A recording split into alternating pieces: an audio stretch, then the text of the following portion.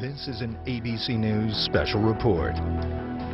Good afternoon to all of you. I'm Diane Sawyer here at ABC News headquarters in New York, and we do have the breaking news of a shooting at an elementary school in Newtown, Connecticut.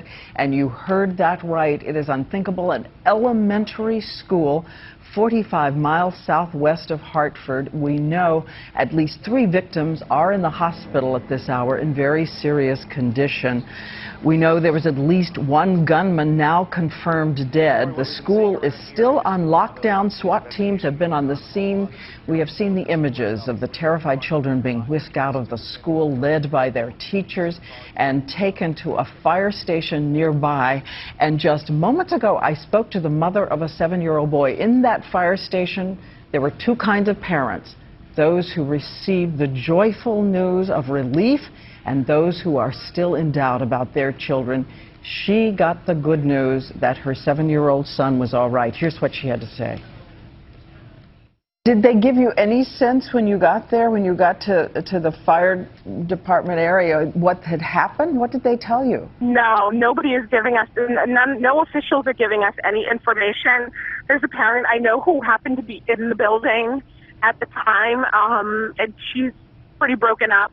She was in a meeting with the principal and some other people, and they heard shooting. They got up, they went out, and she had stayed in the conference room, and my understanding from her is the principal and other people got shot when they went out into the hallway, and she was the one who called 911. So you talked to the person who called 911? Yes, and she said that there was hundreds of shots, it sounded like. Hundreds of shots? That's what she said.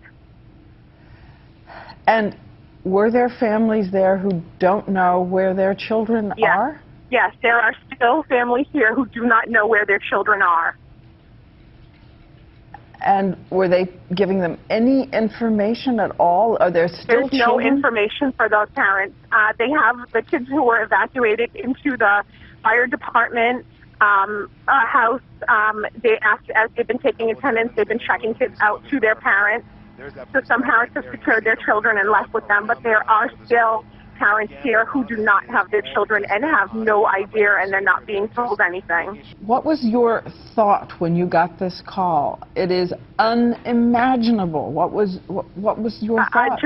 I couldn't believe it. This is such a, we just moved here a year and a half ago from Providence, living in an urban area. We, thought we were coming to a much safer, secure place. Never would have thought anything like this would happen here. And it's a large town, but it's got a real small town family feel. And this is just unimaginable, and just very scared, worried about my son, worried about the other kids that I know here. And still just really in shock. What is it you're going to say to your son about this? Have you thought about that yet? I have not. I have not thought about that yet. And I mean, my daughter is in preschool down the street. I know her preschool's in lockdown, and I have an older son who's at the intermediate school for 5th and 6th graders, and they're in lockdown. I don't know what's happening there. Well, again, I thank you so much for phoning in and everything that you've told us. Thank heaven your children are all right, and we just send you love and all of our thoughts for these days ahead. Thank you. Thank you. And again, we want to stress there's so much that's still unconfirmed. This is still a moving situation with breaking news. But let's check in with our Justice Department correspondent, Pierre Thomas. He has been talking to all of his sources there. Pierre, what are they saying? Diane, the FBI and the Bureau of Alcohol, Tobacco, and Firearms have sent personnel to the scene. They describe it as a very active scene. One senior official told me that the shooter is dead, that 2 firearms have been recovered. Again, a large number of federal authorities are coming to the scene, which suggests that there is a lot to investigate, and they're being very careful about talking about victims. The one official I spoke to said that he had been told of at least 2 children who had been injured in some fashion. Again, they're trying to get additional information from the local authorities, who are the lead at the moment, before they start giving out specifics on those injured.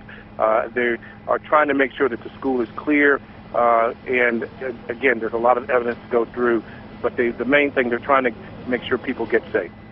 Yes, especially those children with all those parents waiting for them. Thank you so much, Pierre, and I know you will be checking on adults and their condition and what we've been hearing, and as well as any injured children. And it's worth just saying once again that we know we are in these times 2.5 days after that shooting at the mall near Portland, Oregon, and by our calculation, at least 31 school shootings since Columbine in 1999. It is a truly tragic report coming out of Connecticut today, and we're going to be tracking all of these breaking details on the shooting throughout the day at abcnews.com. Be sure to check in with us. We'll keep you posted on the very latest there as we receive and confirm this news, and of course we'll have a full wrap-up tonight on World News. I will be seeing you then.